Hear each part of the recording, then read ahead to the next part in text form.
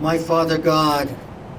Today we honor our veterans, worthy men and women who gave their best when they were called upon to serve and protect our country. Whereas our nation was founded on the belief that all citizens are guaranteed the inalienable rights of life, liberty, and the pursuit of happiness. And whereas the freedom we enjoy as Americans comes at a price that is paid by our nation's military personnel who make personal sacrifices to preserve and protect it and our country from all enemies, foreign and domestic.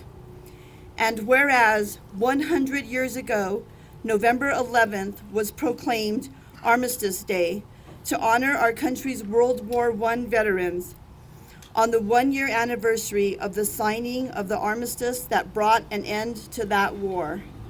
And whereas in 1954, President Dwight D. Eisenhower signed legislation that proclaimed November 11th as Veterans Day to honor all veterans of the United States Armed Forces. And whereas, having fulfilled their service to our country, 156,500 veterans currently live in New Mexico. Now, therefore, I, Michelle Lujan Grisham, Governor of the State of New Mexico, do hereby proclaim November 11th, 2021 as Veterans Day throughout the state of New Mexico. Once again, together, in person, honoring our veterans, their families, the men and women who are in the service now, families who have served in the past, given so much to our country, to our community. I think it is well known just how much and how many people from Santa Fe County, northern New Mexico, and the whole state over the history of the United States and of our community have served our people and have given of themselves to keep us safe and to make us proud. And to all of you today, thank you so much from the city of Santa Fe. Please, a round of applause for all of our veterans and their families. From selflessly serving our nation to stepping up to serve your communities during a global pandemic, to helping Afghan allies find safety during the withdrawal from Afghanistan, you have all given so much this year. At one time, each of you here and your families answered a call that not everyone chooses to accept. A call to serve your country and to dedicate your life to something bigger than yourselves. I'm familiar with that call. My Hada, my niece, flew jets in the Navy, but my father also served during World War II. The immensity of that call was never more vivid to me than the moment after taps played, when you were handed that beautifully folded flag with the words, "On behalf of a grateful nation, please accept this flag as a symbol of our appreciation for your loved ones' honorable and faithful service." Whose eyes are not moist in that moment? Whose heart is not full and ready to break? And I know that in New Mexico, so many of our families have had that moment because of New Mexico's dedication to freedom, to this country, and to service. Happy Veterans Day. Let's try that again. Happy Veterans Day.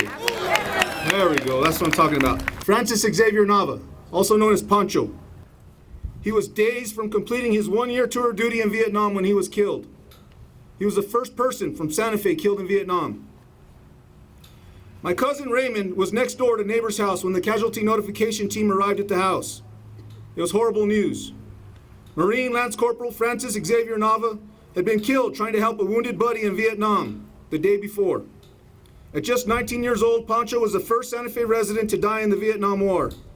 Raymond recalls that my Uncle Stanley could not bear to tell my Aunt Rose the news. She was at work.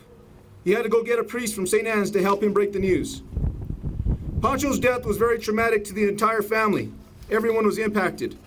My grandpa Nava enlisted the help of the Adjutant General of the time, Major General Jolly, to help influence the effort to get Nava School named for Pancho.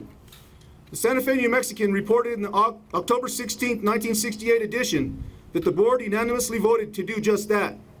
The school was dedicated to Nava in a public ceremony on May 25, 1969, and then opened the following August.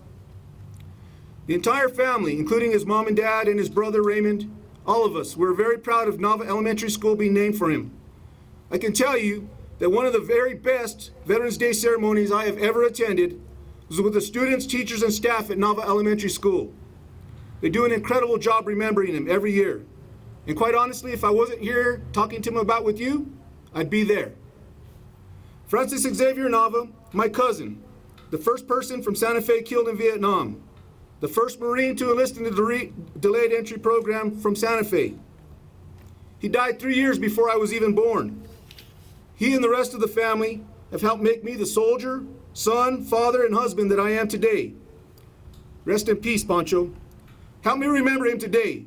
Repeat his name after me. Corporal Francis Xavier Nava. Corporal Francis Xavier Nava. Pancho Nava. Pancho Nava. Thank you. Happy Veterans Day, everyone. We honor you for your service. We honor you for your strength of duty and allegiance to our country.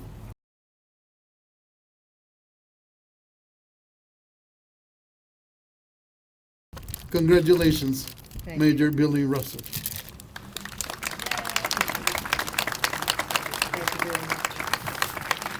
I want to say I accept this on behalf of the group of 2GAN3, the veterans that meet every third Tuesday, some 200 of us, and they all served from World War II to Afghanistan, and I accept this on behalf of them.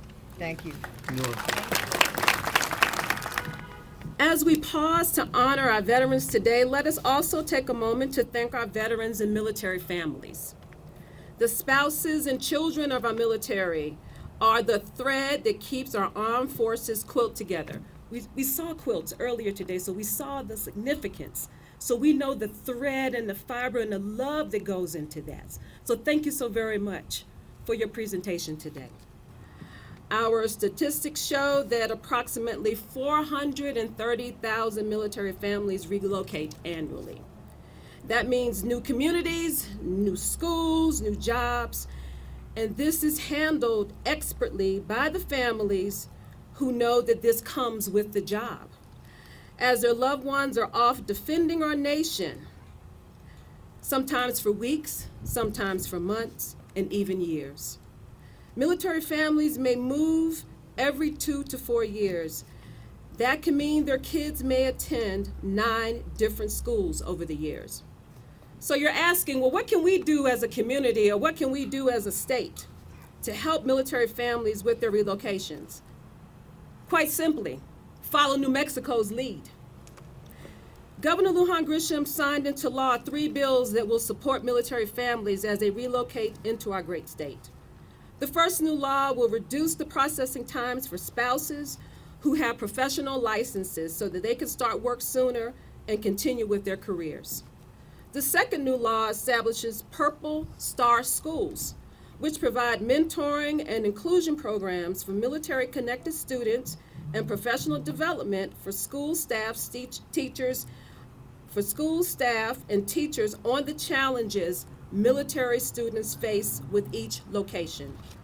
The third new law allows military families who are on orders but have not yet moved to New Mexico the ability to enroll their children or register for classes prior to moving.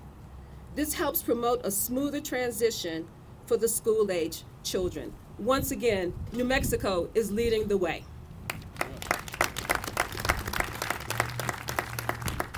At the Department of Veterans Services, our motto is, every day is Veterans Day.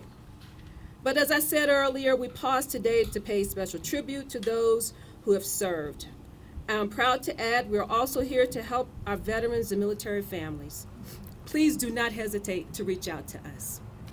On behalf of the Department of Veterans Services, happy Veterans Day. Thank you. Hear our prayers our oraciones.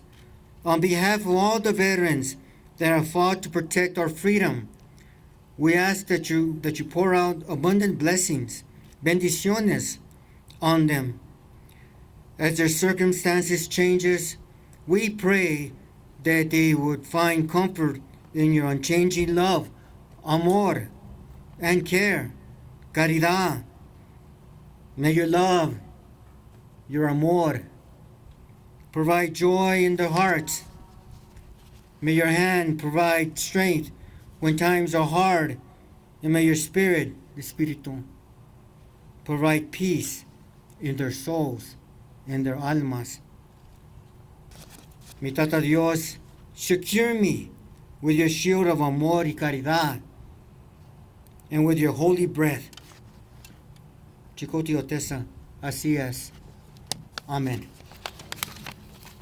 I consider myself a patriot, and I consider the veterans who have served our country as patriots as well.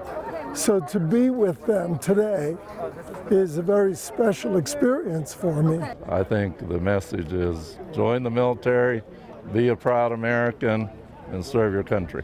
My wife is Vietnamese, born in Vietnam. I left in '75 when it fell, and an appreciation for those veterans is kind of what I try to bring about or think about when I celebrate Veterans Day. The people that go out and serve this country are amazing people, and they go and do things the rest of us couldn't do if we wanted to. We appreciate them so much.